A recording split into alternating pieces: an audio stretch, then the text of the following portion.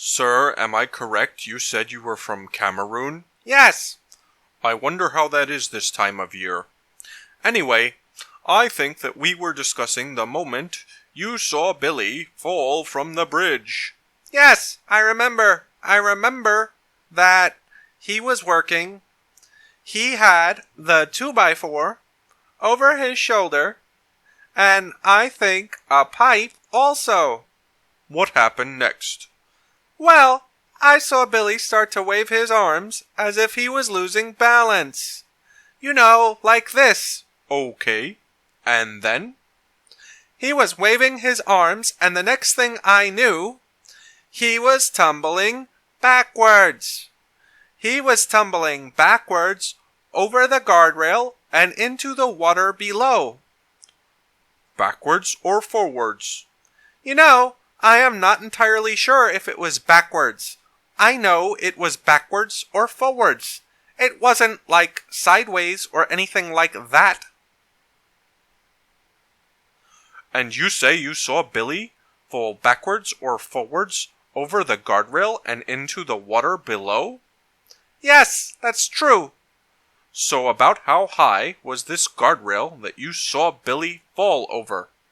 Well, I am not an expert, but I would say it was about 3 feet. Maybe it was 2 feet. I am not very good with measurements.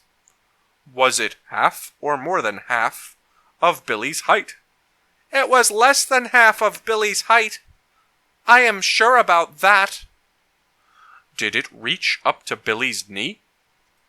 No, I am quite sure it didn't reach up to his knee.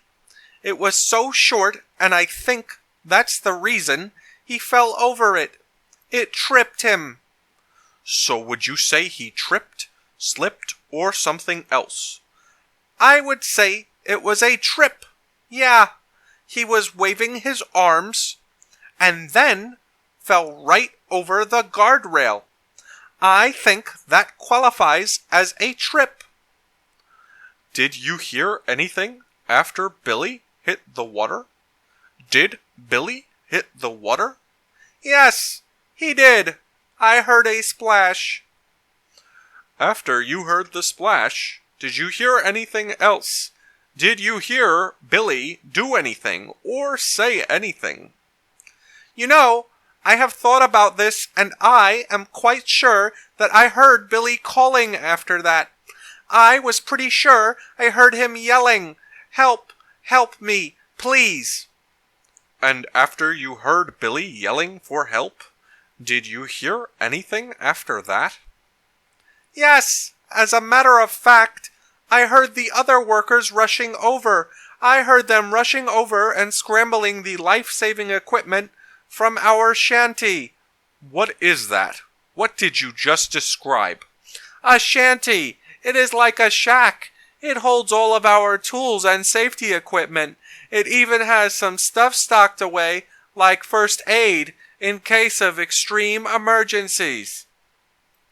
Is that because bridge building is dangerous work? It can be. The main structure of the bridge was done and safe. Our job as subcontractors was just to polish our portion of the work and finish the thing. So the structure of the bridge was ready, but not the guardrails? Exactly, not the guardrails.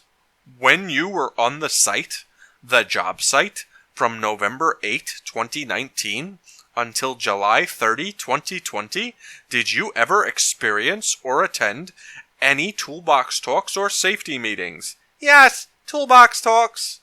Just to go back, can you describe a toolbox talk in general terms for the jury? A toolbox talk is just the foreman or the GC, general contractor, rounds up all the subcontractors or workers for a particular trade, or sometimes multiple trades attend.